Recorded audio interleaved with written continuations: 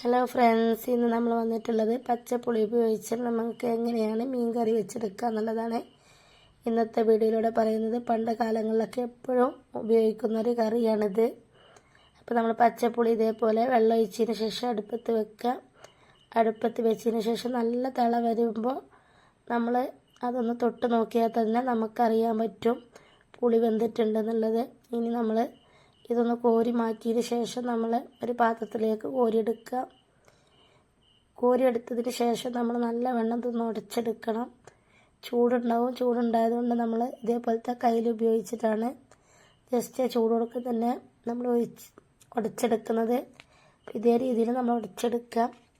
എന്നിട്ട് പച്ചവെള്ളം ഇതിലോട്ട് ഒഴിച്ചതിന് ശേഷം നല്ലൊന്ന് ഞരടി പിഴിയുക.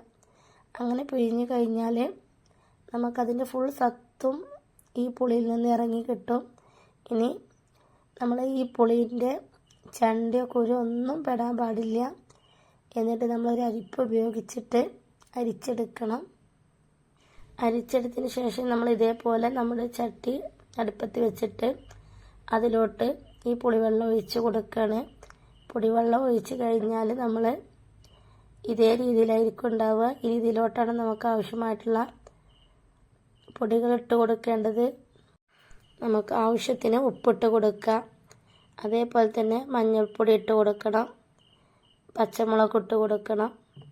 ഇത് മൂന്നാണ് നമ്മൾ ഈ കറി തിളപ്പിക്കുമ്പോൾ നമ്മൾ ഇട്ട് കൊടുക്കേണ്ടത്. മഞ്ഞൾപ്പൊടി, ഉപ്പ്, പച്ചമുളക്. അപ്പോൾ നമ്മുടെ കയ്യിൽ പച്ചമുളക് നമ്മുടെ വീട്ടിലുണ്ടായ പച്ചമുളക് തന്നെയാണ് നമ്മൾ യൂസ് ചെയ്യുന്നത്. അതിൻ്റെ കൂടെ തന്നെ നമ്മൾ കഴുകി വെച്ച മീൻ നമ്മൾ ഇതിലോട്ട് ഇട്ട് കൊടുക്കുക. ഇങ്ങനെ ഉണ്ടാക്കി കഴിഞ്ഞാൽ വളരെ പെട്ടെന്ന് തന്നെ നമ്മുടെ കറി തീർന്നു പോകും. നല്ല ടേസ്റ്റാണ്. ഇത് ഒന്ന് ജസ്റ്റ് മൂടി വെക്കുക. തിള വന്നതിന് ശേഷം ഒന്ന് ഇറക്കി വെക്കുക. ഇറക്കി വെച്ചതിന് ശേഷം നമ്മളൊരു ചട്ടി ചൂടായതിന് ശേഷം വെളിച്ചെണ്ണ ഒഴിക്കുക. അല്പം ഉലുവ ഇട്ട് കൊടുക്കുക. ഉലുവ ഇട്ടതിന് ശേഷം നമ്മൾ ഒരു അല്ലി വെളുത്തുള്ളി, അതേപോലെ തന്നെ കുറച്ച് ചെറിയ ഉള്ളിയും കൂടി അരിഞ്ഞത് നമ്മൾ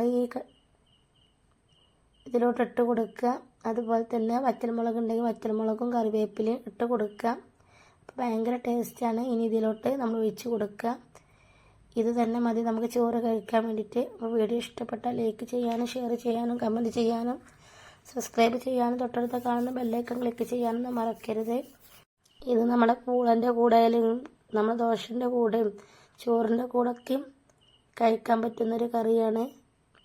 അപ്പോൾ നിങ്ങൾക്ക് എന്തെങ്കിലും സംശയം ഉണ്ടെങ്കിൽ കമൻറ്റ് ബോക്സിലൂടെ ചോദിക്കുക. ഞാൻ കാണുന്ന സമയത്ത് അതിന് മറുപടി തരുന്നതായിരിക്കും.